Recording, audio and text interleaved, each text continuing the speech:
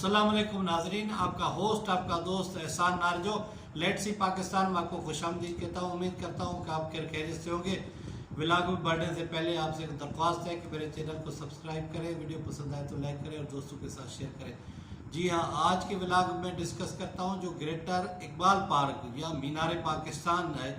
4 दिन पहले जो वाक़या पेश आया, एक लड़की के साथ 400 नौजवान लड़कों का हजूम था, बंदों का हजूम था, जिन्होंने उसको फुटबॉल की तरह उछाला, उसको बेलिबास किया और उसके साथ जिनसी हिरासगी करते रहे। 2 घंटे से ज़्यादा अरसा गुजर गया। 2 बार पंजाब पुलिस को 15 पे इतला दी गई, लेकिन वहाँ से कोई रिस्पांस नहीं आया। आप देखें कि ये मीनार पाकिस्तान, जहाँ पाकिस्तान के क़याम की करारदाद मंजूर हुई थी, और मैं तो कहता हूँ कि तारीख़ आज़ादी के जो हमारे रहनुमा थे उनकी रूहें भी तड़प उठी होंगी कि ये क्या हो रहा है। हमारे मुल्क के अंदर दिन ब दिन बढ़ते हुए ख़वातीन के साथ जिनसी हरासगी के वाक़यात या जिनसी दरंदगी के वाक़यात हमें ये पता दे रहे हैं कि हमारा मुल्क ख़वातीन के लिए सेफ़ नहीं है। ख़ास तौर पे ये इकबाल पार्क का वाक़या जो है, इसके बाद तो बहुत सारी ख़वातीन, बच्चियाँ और फैमिलियाँ ये देखकर परेशान है कि आया वो घर से निकलती हैं वो महफूज हैं कि नहीं। अब देखिए कि 14 अगस्त का दिन है और हुकूमत ने या पंजाब गवर्नमेंट ने इतने भी सिक्योरिटी के इंतजाम नहीं किए हुए। हालांकि ये जो बड़े बड़े मीनार पाकिस्तान है या कायद आज़म की मज़ार है, वहाँ मामूल की भी सिक्योरिटी होती है और वहाँ लोगों को चेक किया जाता है, वहाँ कैमरे नस्ब होते हैं और इंतज़ामिया मौजूद होती है। लेकिन इतने बड़े इवेंट के बावजूद भी इस तरह की गलती हो जाना, इस तरह का वाक़या हो जाना हमारे अखलाकी दिवालियापन की एक मिसाल है और हमें ये बता रहा है कि हम हैवानों से भी आगे निकल गए हैं। आप जंगल में देखें, वहाँ कानून है, शेर लूमड़ी को नहीं कहता, बांदर खरगोश को नहीं कहता, और इवन जो एनिमल है वो भी आप देखेंगे कि एक उनका मखसूस टाइम पीरियड होता है जब अपनी मुखालिफ जिन्स को वो देखते हैं या उसको करीब जाते हैं। लेकिन ये हम इंसान हैं जो हैवानों की तरह और जिनसी भेड़ियों की तरह दौड़ पड़ते हैं। क्या इन्होंने एक निहत्ती लड़की देखी है, क्या उसके साथ इन्होंने जुल्म किया है?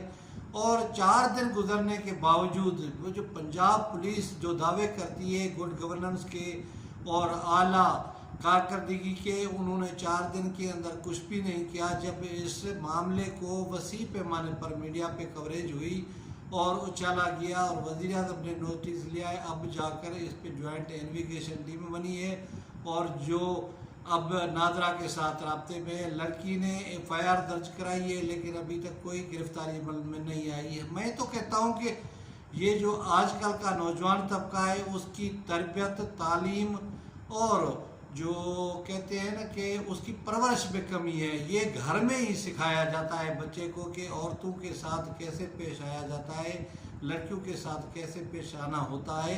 अब जब आप घर में अपनी बहन, अपनी माँ, अपनी भाभी को इज़्ज़त देंगे तो बाहर जब आप घर से निकलेंगे तो आप बाकी जो दीगर ख़वातीन हैं, लड़कियाँ, उनको भी इज़्ज़त देंगे।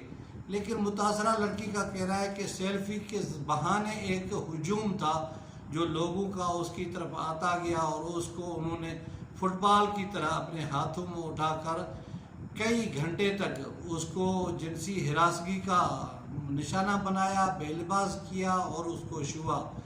अब हमारे यहाँ कानून तो बनते हैं, उस पर अमलदारी कोई नहीं होती। ये देखेंगे अगर किसी तरक्की याफ्ता मुल्क में होता तो कब तक इसका इंक्वायरी हो चुकी होती, मुलजमान गिरफ्तार हो चुके और उनको सज़ा हो चुकी होती। लेकिन हमारे यहाँ बस कानून बनते हैं, उस पर अमलदारी नहीं होती और हम लाताल्लुकी का एक मिसाल बन जाते हैं। अब इस तरह के वाक़यात अगर रोज़ होना शुरू हो गए तो फिर ये जो पार्क हैं, जो तफरीह गाह हैं, वहाँ लोग कैसे जाएंगे, फैमिलियाँ कैसे जाएंगी? और बहुत सारी मजबूरियाँ होती हैं ख़वातीन की, औरतों की, लड़कियों की, जो अस्पतालों जाती हैं, रास्तों पे जाती हैं, खेतों में काम करती हैं, मार्केटों में जाती हैं ख़रीदारी के लिए। उनका कोई कफ़ील नहीं होता, उनका कोई घर का सरबराह नहीं होता या वो आउट ऑफ सिटी होता है। तो इस तरह के मामलात, अगर इस तरह के वाक़यात और हालात होते रहे तो फिर लोग अपने आप को कैसे महफूज समझेंगे।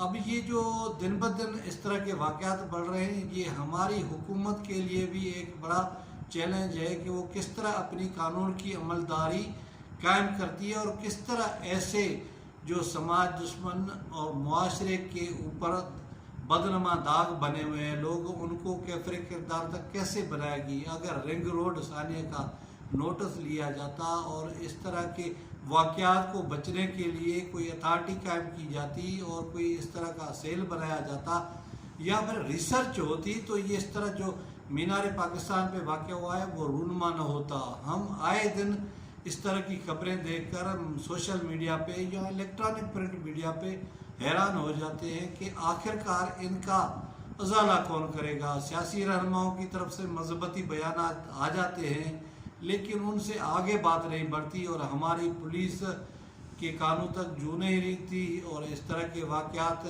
रूनुमा होने से जहां हमारे मुल्क का पूरी दुनिया में इमेज ख़राब होता है, वहां हमारा ये भी तासुर जाता है कि पाकिस्तान ख़वातीन के लिए सेफ़ कंट्री नहीं है। और दूसरा देखिए कि 6 मुहर्रम हराम थी, ये लोग या ये जो जत्था था या ये जो हुजूम था, इनको मुहर्रम हराम का तकद्दुस भी सामने नहीं आया और इनको ज़रा भी शर्म नहीं आई कि हम क्या कर रहे हैं और ये क्यों कर रहे हैं।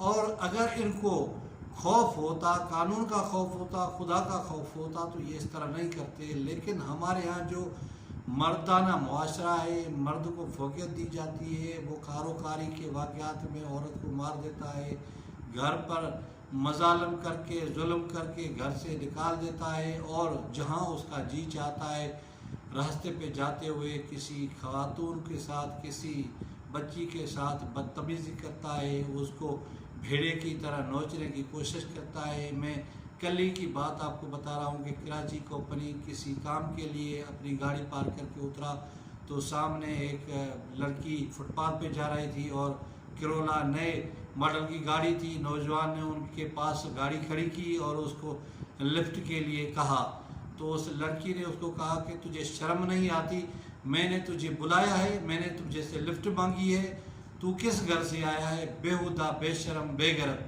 अब देखिए ये वो लोग होते हैं, वो अकेला था, शर्म का मारा गाड़ी दौड़ा के चला गया। लेकिन अगर ये 3-4 लोग आपस में लड़के होते तो यही लड़के जो लड़कियों को किडनैप करते हैं, उठाते हैं रास्ते से और उनके साथ ज्यादती करते हैं। और हमारे यहाँ जो वालिदैन हैं, जो घर के सरबराह हैं या जो वालदा हैं, वो भी इस किस्म के मामलात में कोताही न करें। अगर इस लड़की के साथ इसका भाई होता, इसका वालिद होता, पूरी फैमिली इसके साथ होती तो इस तरह का वाक़या पेश न आता। और ये हम सब की जिम्मेदारी है एज ए मुआशरा, एज ए घर का फ़र्द होने के साथ कि हमारी बच्चियां, हमारी बहनें, हमारी बेटियां ये किस तरफ जा रही हैं, आया इनको जिस जगह पे जा रही हैं वो जगह सेफ़ है कि नहीं है।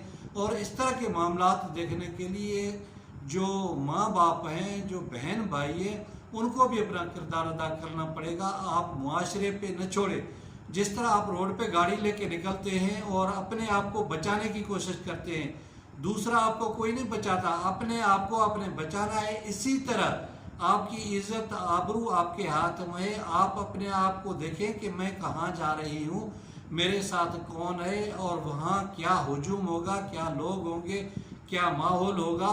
तो अभी किसी जगह भी कोई बैद नहीं कि इस तरह के दरंदे, इस तरह के भेड़िए और इस तरह के वहशी इंसान मौजूद हों जो इज़्ज़त और आबरू रखने वाली ख़वातीन के साथ बदतमीज़ी करें, उनके साथ बदतमीज़ के साथ पेश आएँ और उनकी इज़्ज़त को उछालने की कोशिश करें। अब देखते हैं कि पंजाब गवर्नमेंट जो बुज़दार हुकूमत है, जो बड़े बड़े दावे कर रही है कि हमने पंजाब में गुड गवर्नेंस की मिसालें कायम की हैं, वो इस मामले को कैसे हैंडल करती है और ये जो मुलज़मान हैं उनको कैसे कैफरे किरदार तक पहुँचाया जाता है।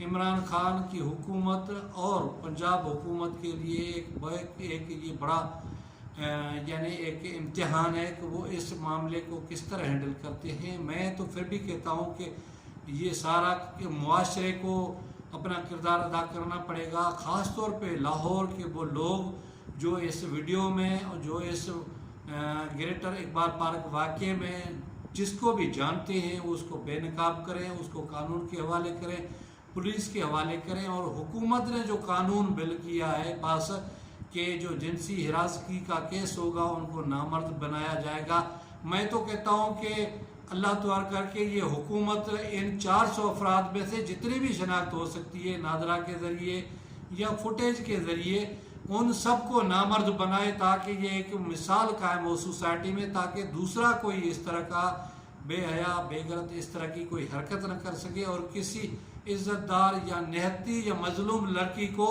इस तरह हिरासगी का शिकार न बना सके। उम्मीद है नाज़रीन आपको ये मेरा व्लॉग पसंद आया होगा। किसी और व्लॉग किसी और वीडियो में आपसे मुलाकात होगी, तब तक मुझे दे इजाज़त। खुदा हाफिज़।